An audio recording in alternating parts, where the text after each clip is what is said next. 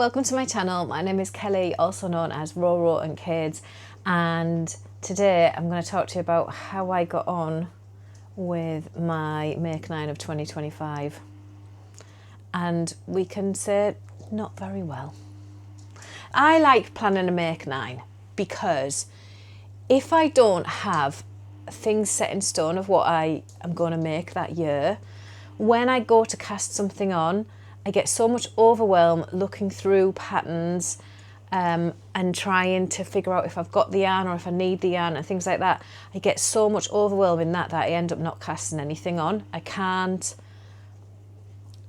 do it that way. I've tried in the past, before I started doing a Make 9, before I'd even heard of a Make 9, I tried to really do it that way, and I would just sit scrolling through patterns and going, oh, that one's nice, oh, you haven't got the yarn. This is nice, do you really want to do that though? Like, it would just take me forever and I wouldn't get through anything. So when I started doing a Make 9, for me, the Make 9 makes me go, right, you want a new cast on? Okay, look at the 9 things that you've got. Obviously, if there's some being done, then look at the 8, 7, 6 things and decide which one of them you want to do. And the yarn is pretty much usually already set aside. I've sorted it out. Sometimes it's not. There is one thing, 2 things actually on my Make 9 that I don't have the yarn for, but everything else I did. So it just makes everything easier, and it's like, oh, I fancy casting that on, and then I will.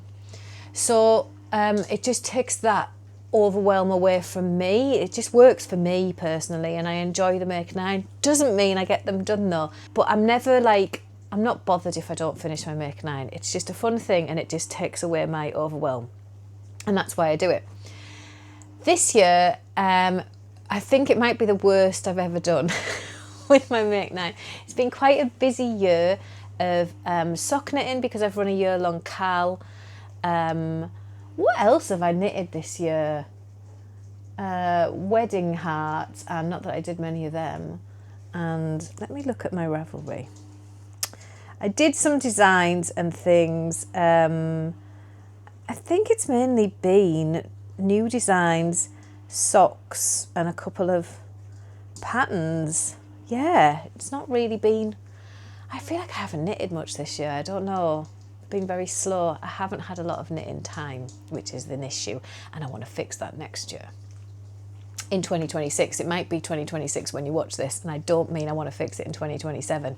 I want it fixed in 2026. So let's go through everything that I worked on and let's talk about my Make 9. So the first one that was on my list, I always start at the top left and I go across and then down and across and down and across, just like as if you're reading. In the UK, obviously other countries read the other way, but in the UK we read from left to right, and that's how I go through my Make 9. And I started with the Rococo, and it is what I'm wearing. I'm sorry about this sun, it will move. It's on its way over. So it's the Rococo, and it is what I'm wearing today. So this is a jumper by Sari Nordlund.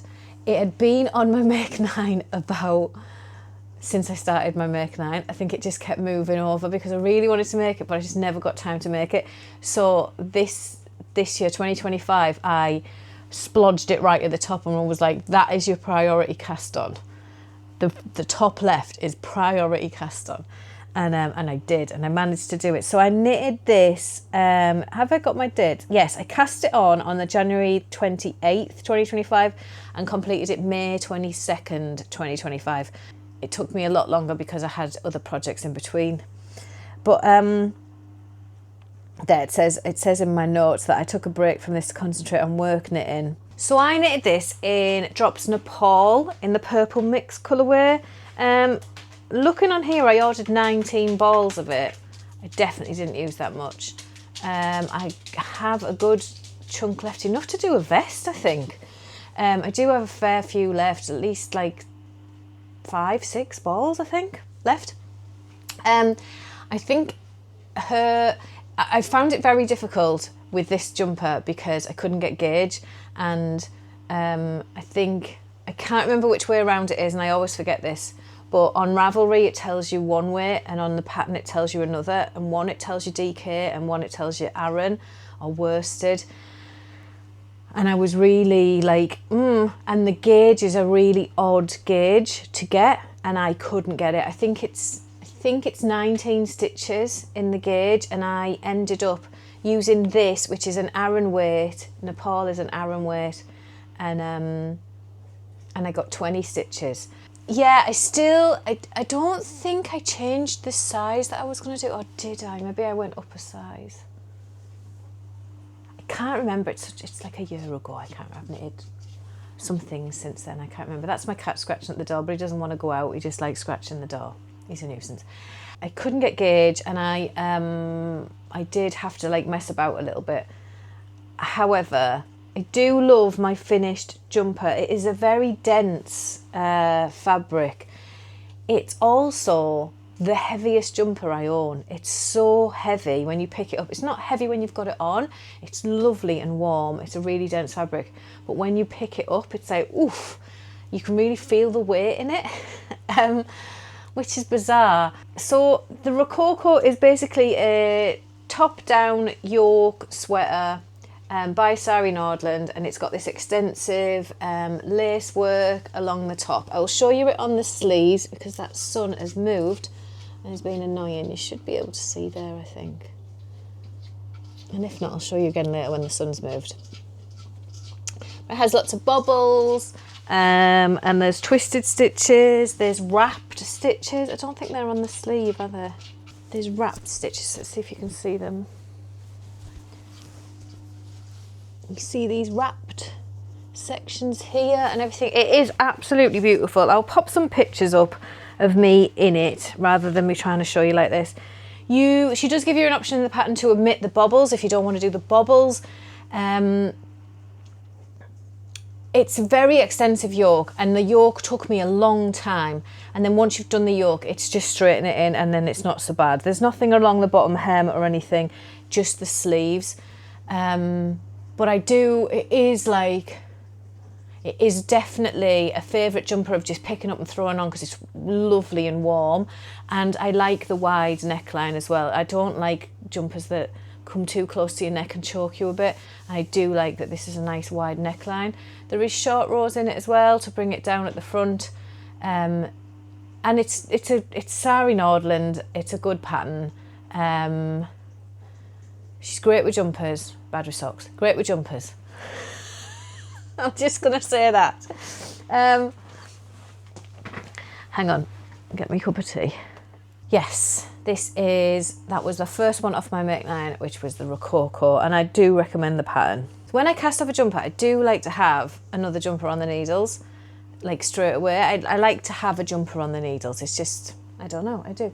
So I think the next thing I cast on was the Pink Velvet by Andrea Mowry. I have gone along the row though on that top. Maybe it wasn't the next thing I cast on. I don't actually remember, and I'm not sure if my dates are in Ravelry. Let me check. Oh, it is. I started it in May 2022. Wow. I've been rubbish. It's still not off the needles. It is still in here.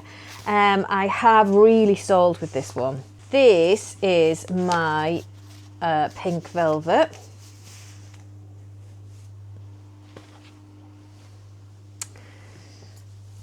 And I'm nearly there. So this is where I'm at. I am on the bottom rib here, and I'm about, I think I need maybe another 3 rounds and then I can cast it off. It's not much longer, but then it's got long sleeves, and I do want it to have long sleeves, so I've got the long sleeves to do.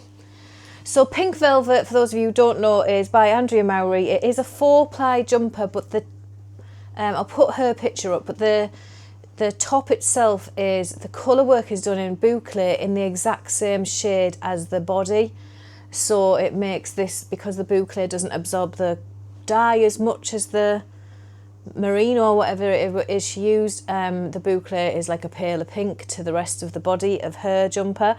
I wanted to mess about with that a little bit, and so I got a grey yarn, which was just Yarnsmiths Merino sock. Oh, the stupid sun. It was moving. It's like, come over here a bit. What's it doing here? This is Grey Heather, shade 2K012. I picked up that, and I also picked up a teal coloured Boucle from Creative Anarchy. This is called Queen of the North. Oh, light. Beautiful. It's beautifully soft, just absolutely gorgeous. However, I ummed and it took me so long because I kept hibernating it because I was really like worried that it just didn't work, and it's very muddy. You can't really see what's going on in the colour work or anything, and so it really like, I kept putting it down and going, oh, I don't know if I like it, and then picking it up and having another little go. Once I separated for the sleeves, I kind of did like it, and when I was showing people on my podcast, they were saying that it reminded them of like a abstract art painting, or like a bit like Picasso or something. And I think it was Picasso. I'm not I'm not very up on my artists or anything, but yeah. And I actually started to fall in love with it once I'd separated for the sleeves and I could properly see it, and I love it. And it's all like squidgy around the boucle. It's beautiful. So I have been working away on it ever since, and I am almost finished that body, and then I've got the 2 long sleeves to do.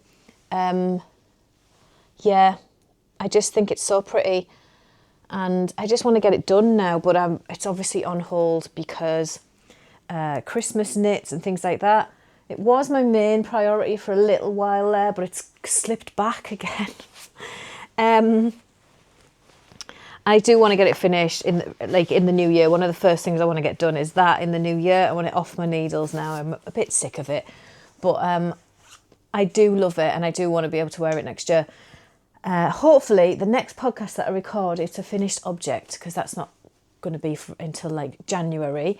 So fingers crossed, it's a finished object. The pattern itself is it's a good pattern. It's Andrea Mowry. It's a good pattern, size inclusive as the other one, as this one is.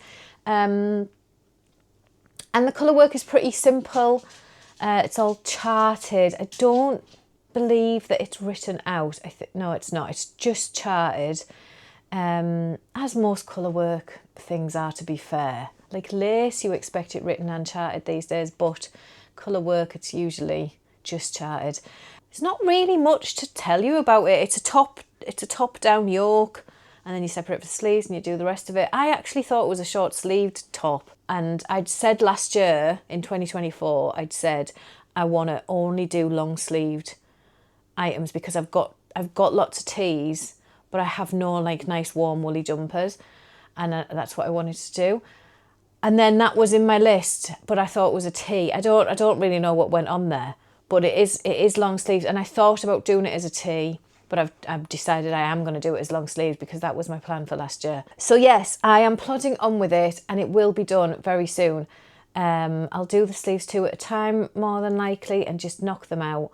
And then hopefully by the end of January, I've got a pink velvet, which I call my teal velvet because it's not pink. So that was that one. The next, I can't remember which one I cast on next, but I did finish one. This is the only other finished one I've got, and this is the Water Shawl by Sylvia McFadden. I don't think she designs anymore. She designs some beautiful shawls. So this is my Water Shawl.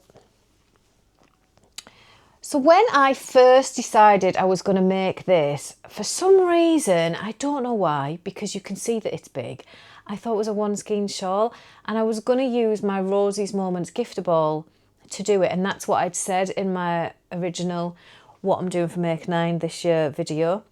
I'd said about doing a gifter ball, but when I picked up the pattern and was like, right, I'm going to do this today, I realised it was 2 skeins, and I was like, oh, now what are you going to do? So I ended up, why are you right there? You nuisance, right in the middle. It's nearly past now, so we shouldn't have to put up with it for much longer. I did have to dig through my stash and find 2 skeins that went well together. I found this one, which is a Adventures in Yarncraft, Who No Longer Dies. This was buttery biscuit base, and it's kind of just like a cream with little flecks of brown and dark purple in it. And then this was Skein and the Stitch bargain bucket, one of a kind yarn, so it has no name or anything. And I just thought they went quite well. And I do like it. It reminds me of slices, like the cuts on the top of a pie when the filling leaks out a bit, like a berry filling. But I do really like it. And I have wore it a couple of times. I do have this weird lump in it. I don't know whether you can see that on camera. Yeah, you can. That, I don't know what happened there. I think it was me though. There is, obviously you're increasing at some point. And I kept skipping increases. Because of the way it's done, I kept skipping them out and not counting properly and missing them and then putting them back in. And so it's a little bit fudged, and I think that's why I've got this weird lump. But I do love it. But to be fair, I don't know if it is, because it's got a weird lump there as well, and that's not me. So I don't know. It could be because I use two colours. I don't think so. It's just a bit of a weird shape the way it falls because of the short rows and to get the wedges in and things like that. It is, I don't know. It's not the worst shawl I've ever knit, because I've knit much worse in the grand scheme of like when you try and block them and trying to get them into shape and it just doesn't work. I've much worse. But it does have a slight funny shape, and I didn't fudge that much. I think I fudged maybe 4 times or something. I was like, oh, I've missed that increase. I'll stick it in here. So I don't know. It does hang a little bit weird in parts. But it's beautiful. It is a beautiful shawl, and I would be interested to see somebody else knit it and come back and tell me whether theirs hangs in little bumps, if it is just entirely me and what I've done. The edging of this is like a eyelet picot. It's really pretty. It does take ages though, because this is the cast off, and you kind of cast on a load to then cast them back off again, so it does take a while to do, but it is worth it and it is pretty. I do like it. I wish it was slightly bigger. It's kind of an in-between size. It's not a little cowly type size, but it's also not a big shawl. It's kind of in between, and it doesn't quite wrap all the way around. It kind of drops off a few times. But I still love how it turned out. This had been on my to knit list for such a long time, and I'm really glad I finally got round and done it. So that is the Water Shawl by Sylvia McFadden. Right, I have no other finished objects from my Make 9, but I do have works in progress. So going along that top section again, one of my works in progress is the Bits and Bobs Socks by Panich. So this one has been in my queue for a while. I did start doing these 2 at a time. I'm in a tangly mess. This one is further on than the other, so I'll show you it. Oh, I am in a tangly mess.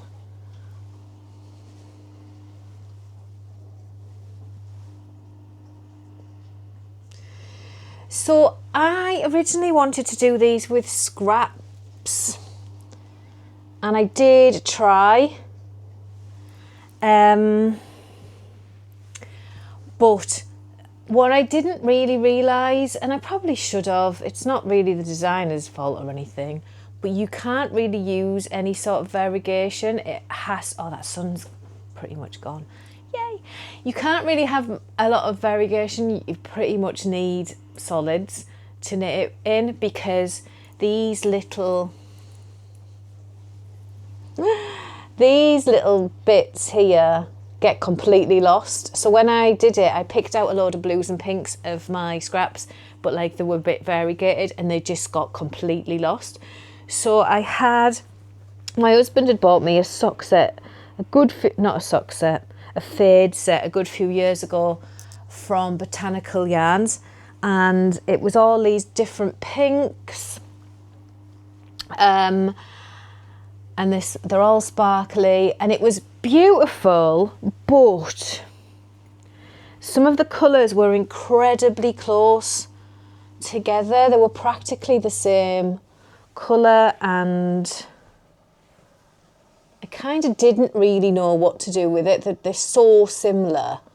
I didn't really know what to do with the fade set. So I've mixed them up a little. It wasn't a fade set. Oh no, it was a fade set.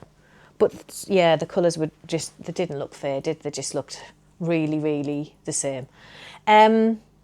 So what I did was this isn't part of the set. This was a scrap that I had. And then I just mixed up the colours to try and make each bit stand out, and did it that way. I like pink. I do like pink. But these are just a little bit too sickly pink for me. And I think that's why I've kind of put them down and not picked them back up again. It's just a bit much, and I don't know if I want to finish them or not. I haven't decided that yet. They've been in hibernation anyway because everything else has taken priority, but they're not like jumping at me like, oh, I really want to knit on these again at all. I wasn't massively enjoying the pattern. I can't quite remember what it was about the pattern that I didn't like. I think, if I remember rightly, I think in my mind I was wanting a toe-up sock, and these aren't there to cuff down, and I was a bit like, I suppose I'll do cuff down then. I was a bit cuff downed out. I do like to alternate, and it was due time for me to do a toe-up, and they weren't, and I think that kind of made me a bit grumpy about them anyway. And then, I don't know, I don't know what it is. They just didn't fill me with as much joy as I expected them to. So they've kind of hibernated for a fair while. It says I cast them on the 25th of August. And they have hibernated due to, I've done the M-calisher, which obviously like just overtakes everything. Everything has to hibernate while the M-cal is on because it's just so time consuming. And then Christmas knits and things like that. So they have like been put aside, but not fully abandoned yet, but I'm not 100% whether they'll be finished. They're a little bit sickly pink for me, so I'm not sure. But we'll see. Time will tell. And the only other one that I have been working on is my Puff the Stegosaurus by Heidi Bears. This is for my son. Does it have a cast on date for this? In my Ravelry, September 24th, I cast this on. So this is for my son. This is how far I am at the minute. This is his tail and his back legs, and then this is going up his back. I did talk about this in my podcast last week because I am currently working on it. I'd like it for him for Christmas. So I have just talked about it extensively, but it is a very, very tricky pattern. All of my hexagons are done. You do all the hexagons and the pentagons first, and then you do, there's some 7-sided, which I don't know what they're called, but this one is a 7-sided here. You do like 5 of those, and you do an 8, which is for his belly. And then there's like a square and a triangle, which I don't know where they go yet, and I haven't made yet because I don't know where they go. So I'll make them when I come to them. But you basically make all the bits and then you start building a dinosaur, and it is literally like a jigsaw puzzle of where to put each hexagon or pentagon, and you build it up like that and crochet it all together. It is one of the trickiest, most complicated patterns I've ever worked on. I've only been crocheting for 1.5 years.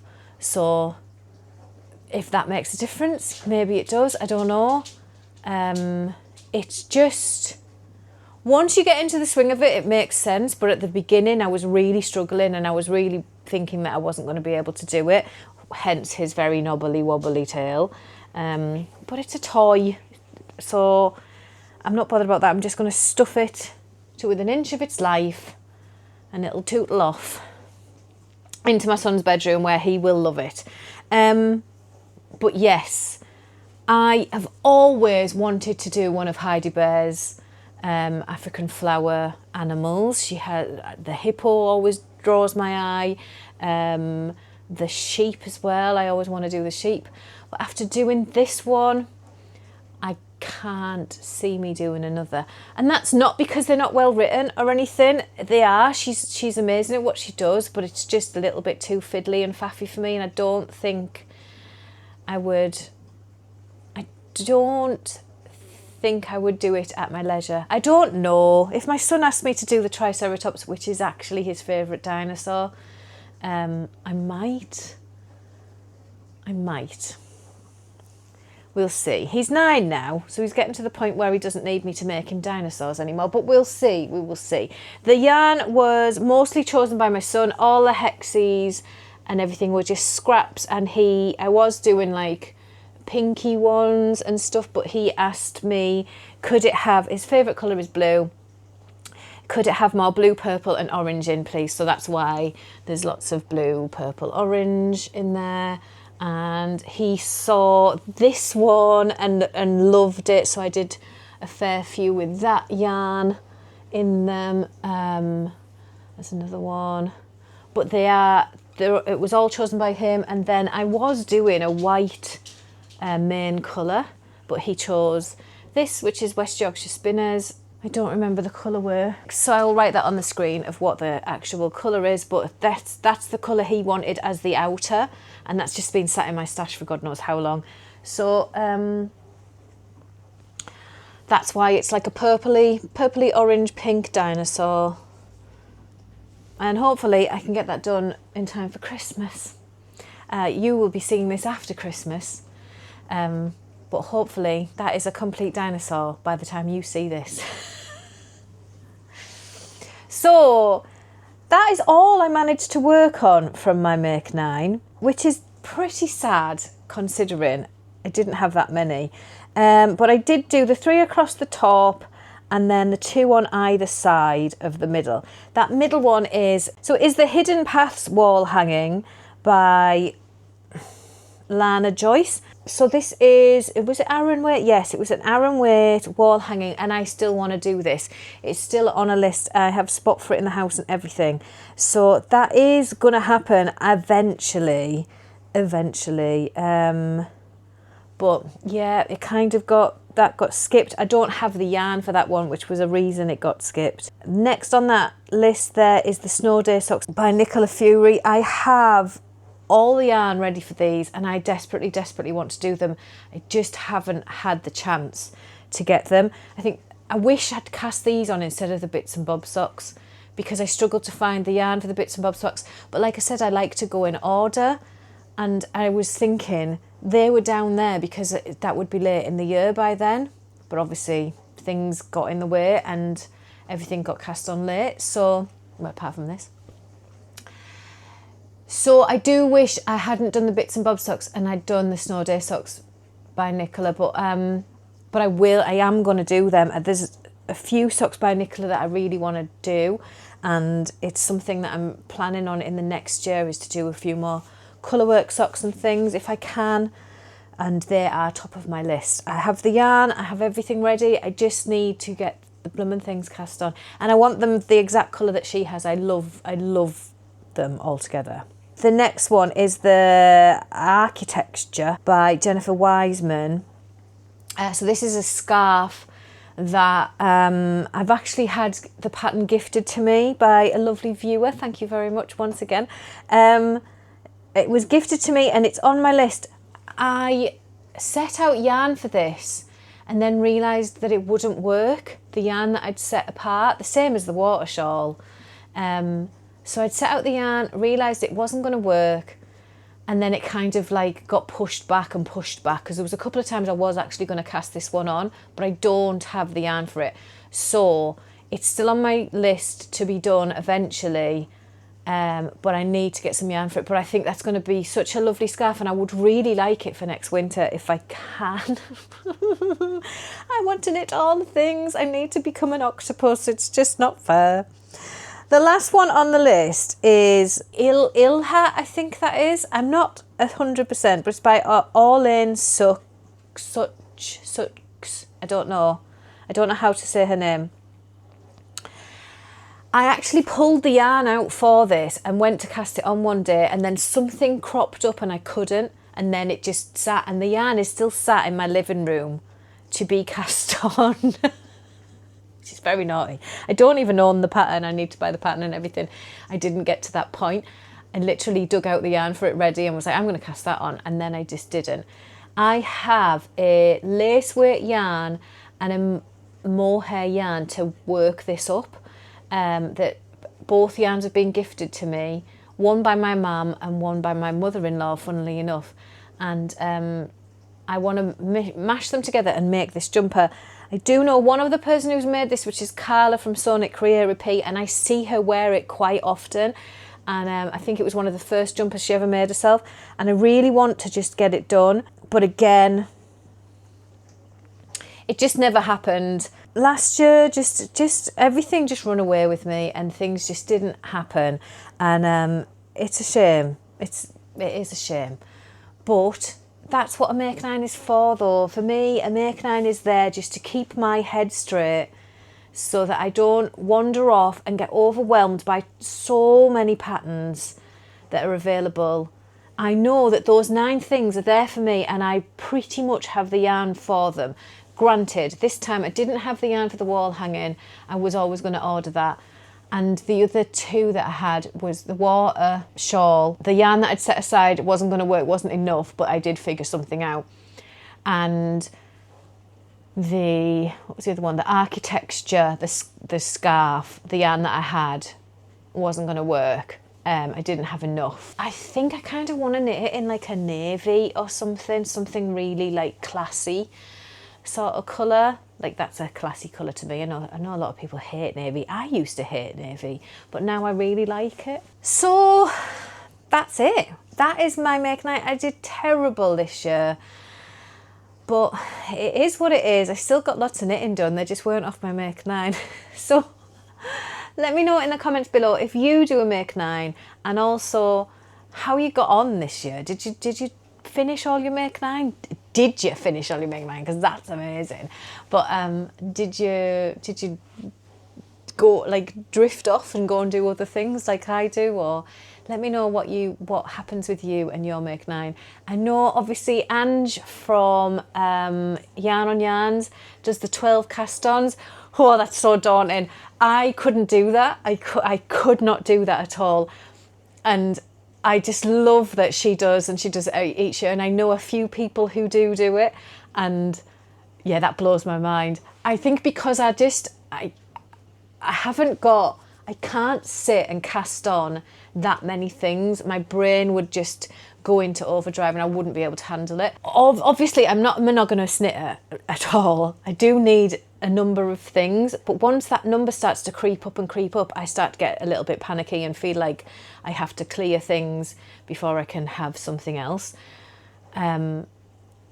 So yeah, I couldn't do the 12 cast-ons, but all credit for everybody who does, because it's amazing. I really wish I could join in, but I can't. I know my brain couldn't handle it. So yeah, let me know what you do. Do you do the 12 cast-ons with Ange, or do you figure out a make nine, or do you just fly by the seat of your pants and just go, do you know what, today I'm going to cast on this, and then order the yarn or whatever you do? I want to know. Tell me. Okay. Well, I'm glad the sun went. It didn't last too long. It was a bit annoying when I was trying to show you this. I'll show you it again because it's beautiful. And if you do want to do a fancy lace jumper, I do recommend the Rococo. It's absolutely stunning. Gauge might be an issue. Just have a play about. So, thank you very much for watching. If you are catching this when it goes out, I hope you've had a wonderful Christmas, and I hope you have an amazing New Year, and I will see you in the new year. Thank you very, very much for sticking with me through all of 2025. I truly, truly appreciate you. And if you joined me during 2025, I hope you stick around for 2026 and you enjoy all the rubbish I put out on YouTube. Hopefully you don't think it's rubbish. Thank you so much for being here. Really, really appreciate you. Have a wonderful new year, and I will see you in 2026. Bye.